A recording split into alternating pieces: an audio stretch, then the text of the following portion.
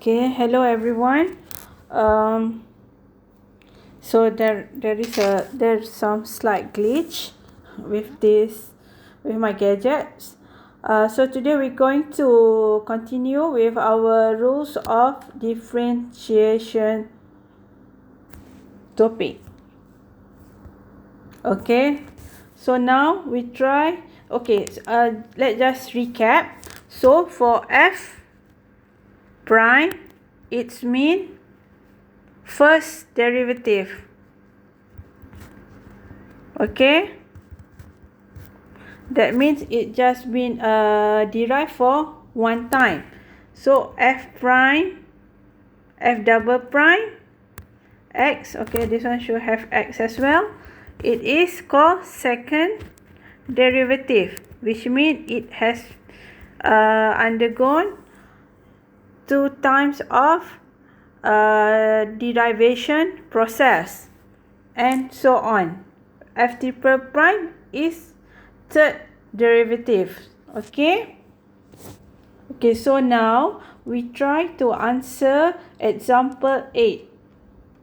Okay,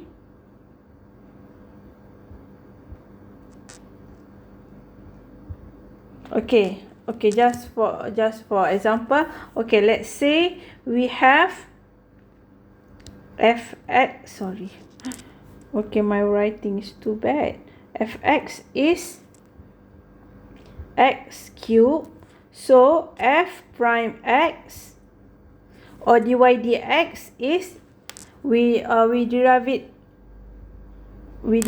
x cubed should be 3x squared. And then how to find f double prime? Okay, derive 3x squared and you will get 6x. And how to get f triple prime x? Derive 6x and you will get 6. Okay, this one should be derived df over dx. So this is kind of d square f over dx square and so on. Okay.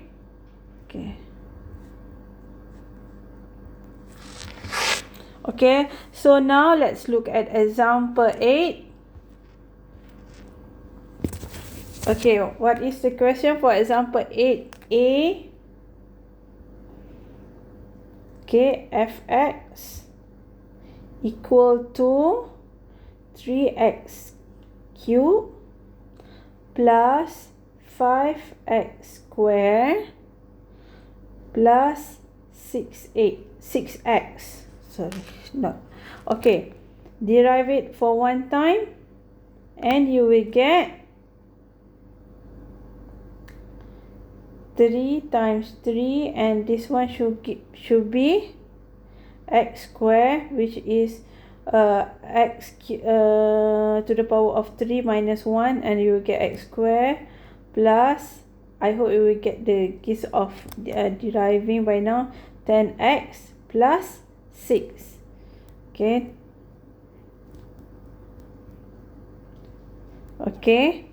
and the question wants us to find until f triple prime x, right? So f double prime is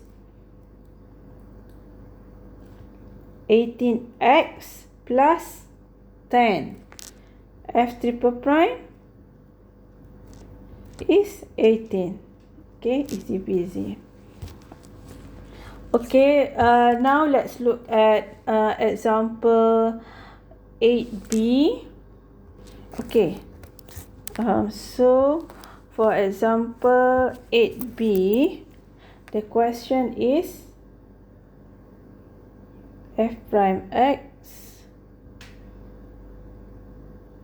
Let's look at, I think it is not f prime x.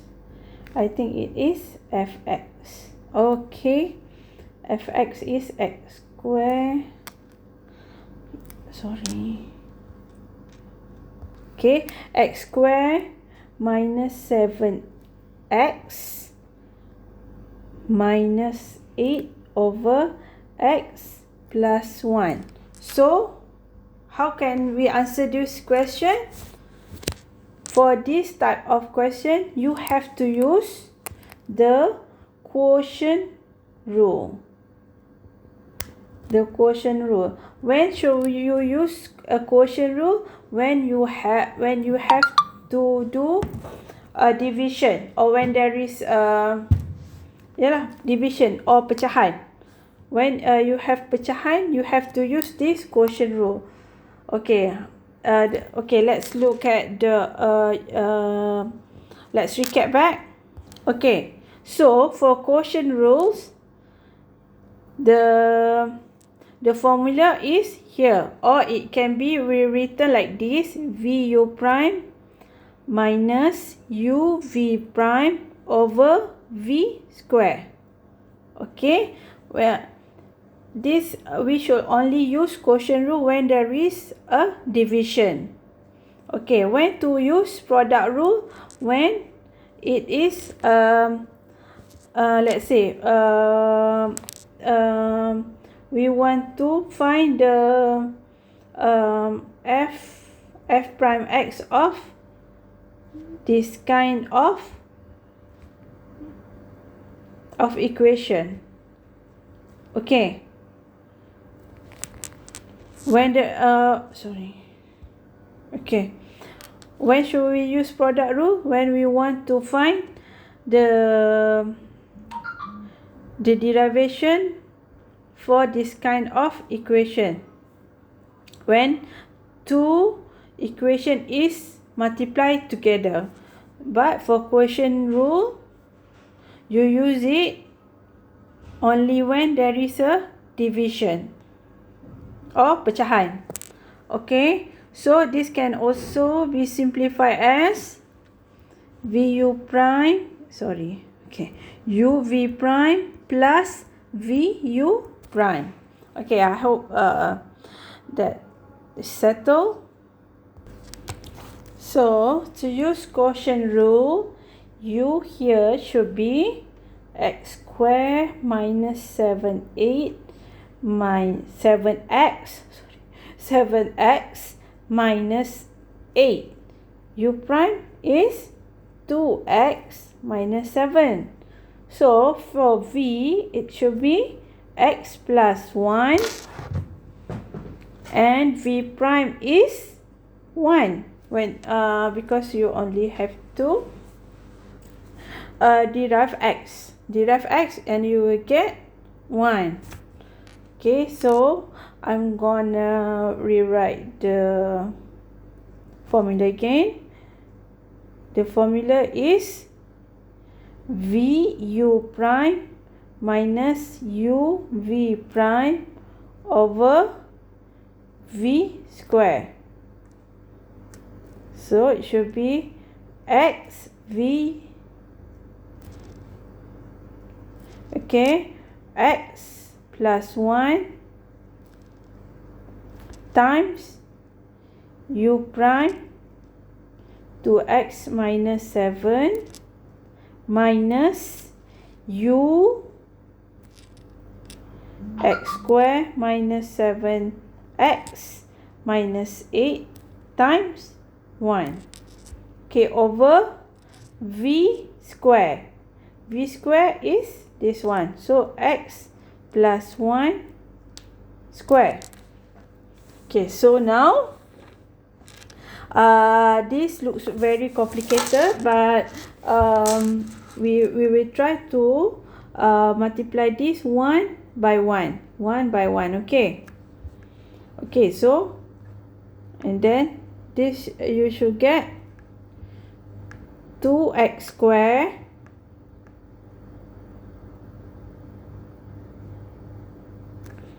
minus 7x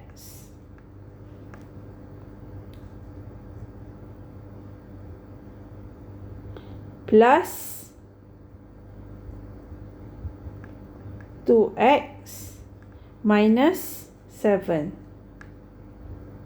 Okay, minus x square minus plus minus you get plus 7x plus x over x plus 1 square. So looking at this, can you can cancel 7x. Okay, and then 2x square minus x square, you will get x square plus 2x minus 7 plus 8, you will get plus 1. X plus 1 square. So can you simplify this?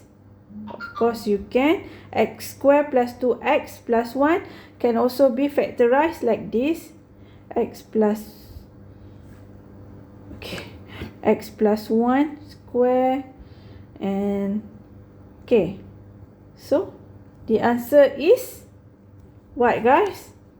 X plus 1 square over x plus 1 square. If the answer is 1, 1. Okay, 1.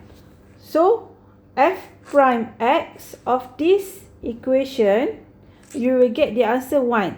So what do you think the answer for f double prime x? What? There is no constant x here, so it should be 0. And f triple prime x also 0. Okay. Okay, so now let's move on to the next slide. Okay, for the derivative of trigo, sometimes in exams you might have to use the definition of the derivative to determine the derivative y equal to sin x. Of course, the derivative of y to sin x, there is a formula, there is a table, and you can memorize that table, but sometimes you have to find the derivative using the basic definition of limits. Okay, so now let's just recap here. So let's say this is a basic trigo. Okay, this is B, A, and C. So sin theta is what, guys? A over C. So this is theta, okay? Okay. And cos theta is B over C, and tan theta is A over B. Okay, so now let's look at this example here. Use the definition of the derivative to determine the derivative of y equal to sin x. So in this part here, fx is what? Fx is sin x. So fx plus h is what, guys? You can guess it by now, sin x plus h. So rewrite this equation here into to be like this. Okay, fx plus h minus fx is sin x plus h minus sin x over h. So how come from this part here you have this? Okay, this is a basic trigo identity. Okay, just recap. Sin A plus B is equal to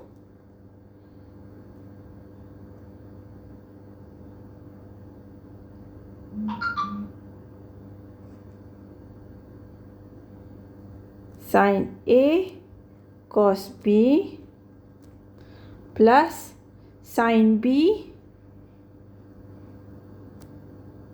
cos A.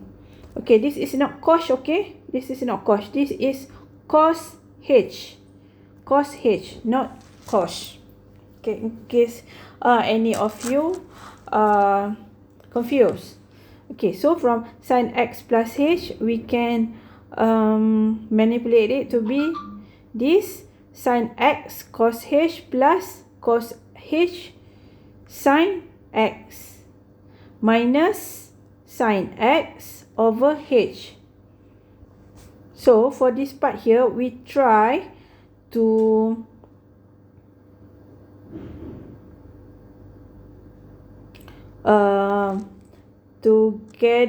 together. Okay, I think there is some mistake in this equation. Okay, we try to do it in our own way. Okay, so sin x plus h is also sin a plus b equal to sin a cos b plus sin b cos a. So let's rewrite it here. Okay, just gonna scratch this out. Sin x plus h is also sin a plus b sin a cos b plus sin b cos a. So it should be sin x cos h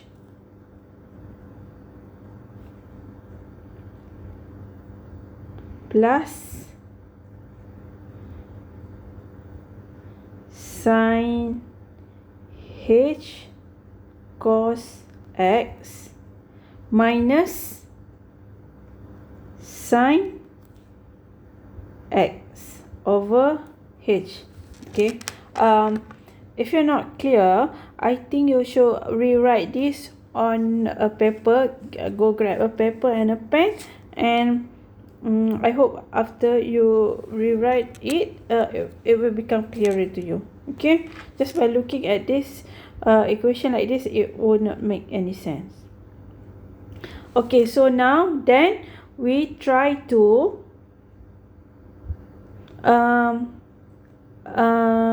factor in together everything that have sin x in it. Okay, so sin x here, and whereas we got sin x, so okay, and then we will get like this. So sin x cos h sin x multiply by cos h minus 1 over h, and then this one limit h as it approaches 0 for this part here, sin h cos x over h. So divide it into 2. Okay, next, so we try to solve the limit one by one. So limit h approaches 0 for sin x, and limit h approaches 0 for cos h minus 1 over h, plus limit h approaches 0 for sin h over h, and limit as h approaches 0 for cos x. So for there is a formula here for limit theta as it approaches 0 for cos theta minus 1 over theta. The answer should always be 0. And for limit sin theta over theta, the answer should be 1. So this one here, cos h minus 1 over h is the same like this, right? H here, h here, h here, and here, theta, theta, theta. So can we declare this as 0? Yes, we can. But if there is x, let's say as x approaches 0, and this is cos h minus 1 over h, can we use that? No, because this is only for x function. And then for this, as limit h approaches 0 for sin h over h, we can use this formula. So this should be 1. Okay, so limit h approaches 0 for sin x times 0 over limit approaches 0 for cos, as h approaches 0 for cos x times 1. So if you try to solve this here, the answer should be 0. Why? Because this is a two totally different function.